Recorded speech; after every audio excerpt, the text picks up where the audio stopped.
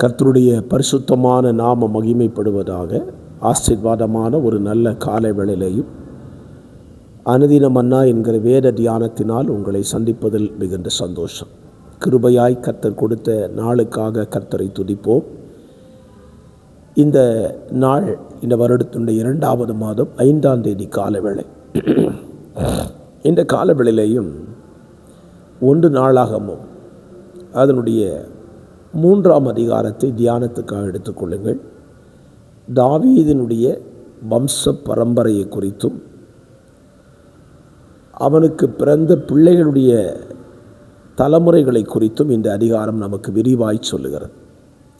இந்த அதிகாரத்தை நான் வாசித்த பொழுது எல்லாமே பேராய் இருக்கிறதே, இதிலிருந்து என்ன வார்த்தையை பேசுவது என்று சிந்தித்த பொழுது என்னுடைய கண்களில் பட்ட ஒரு வசனம், 3ஆம் அதிகாரம் 17ஆம் வசனம்.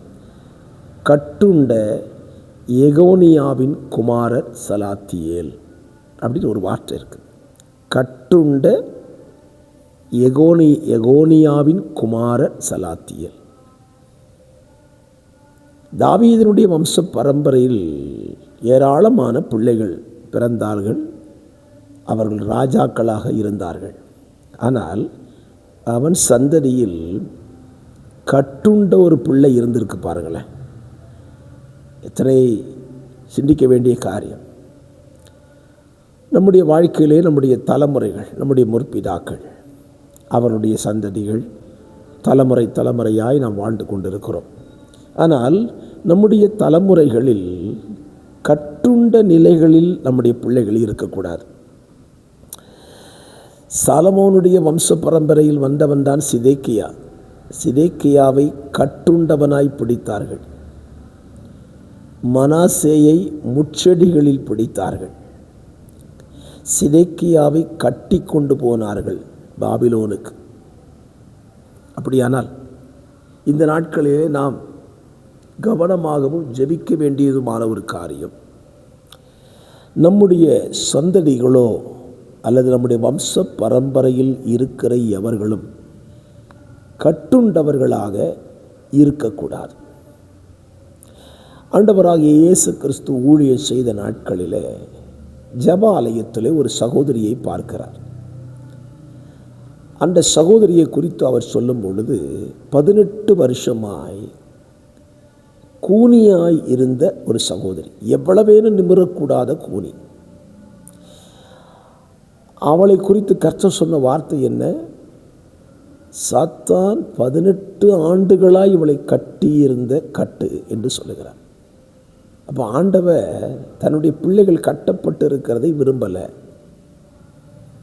அந்த சகோதரியை பார்த்து கர்த்தர் சொன்ன வார்த்தை, உன் பலவீனத்தினின்று விடுதலையாக்கப்பட்டாள். உடனே அவள் நிமிர்ந்து கர்த்தரை துதித்தாளாம்.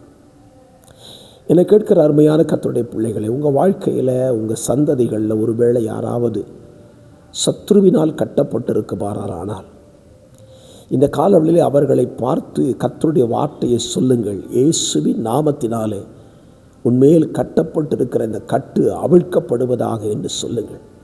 காரணம், நம்முடைய தலைமுறைகள் கட்டுண்ட பிள்ளைகளாக இருக்கவே கூடாது. அது எத்தனை ஆபத்து தெரியுமா? சிதேக்கியா அவனுடைய முற்பிதாக்கள் எல்லாம் நன்றாய் அரசாட்சி செய்தவர்கள். ஆனால் சிதேக்கியாவோ கண்கள் பிடுங்கப்பட்டவனாய் பாபிலோனுக்கு கட்டுண்டவனாய் கொண்டு போகப்பட்டான். ஆகவே இந்த காலவெளியில் ஒரு நல்ல தீர்மானத்தோடு இந்த நாளை துவங்குங்கள். ஆண்டவரே, எங்களுடைய குடும்பங்களிலே கட்டப்பட்ட நிலையில் ஒருவரும் இருக்கக்கூடாது. அப்படிப்பட்ட நிலையில் இருக்கிற எங்களுடைய சந்ததிகளை, தலைமுறைகளை, வாரிசுகளை நீர் விடுதலையாக்கி விடுங்க, கட்டுகளை அவிழ்த்து விடுங்க என்று சொல்லி ஜெபியுங்க. கர்த்தர் அந்த வார்த்தையை நிறைவேற்றட்டும். பரிசுத்தமுள்ள நல்ல பிதாவே, இந்த காலவெளியிலே வார்த்தைகளை கேட்கிற நம்முடைய பிள்ளைகளுடைய குடும்பங்களில் கட்டப்பட்ட நிலையில் யாராவது இருப்பார்களானால் அவர்களை இந்த காலவெளியில் இயேசுவின் நாமத்தினாலே நாங்கள் கட்டை அவிழ்த்து ஜெபிக்கிறோம். சத்துருவின் கட்டு, பலவீனத்தின் கட்டு, வியாதியின் கட்டுகள், மனுஷ கட்டுகள், பாரம்பரிய கட்டுகளிலிருந்து அவர்கள் விடுதலை ஆவார்களாக. சுகத்தை இயேசுவின் நாமத்திலே பெற்றுக்கொள்வார்களாக என்று சொல்லி ஜெபிக்கிறேன். கர்த்தர் அப்படி செய்யும். இயேசுவின் நாமத்தில் ஜெபிக்கிறேன் நல்ல பிதாவே, ஆமென்.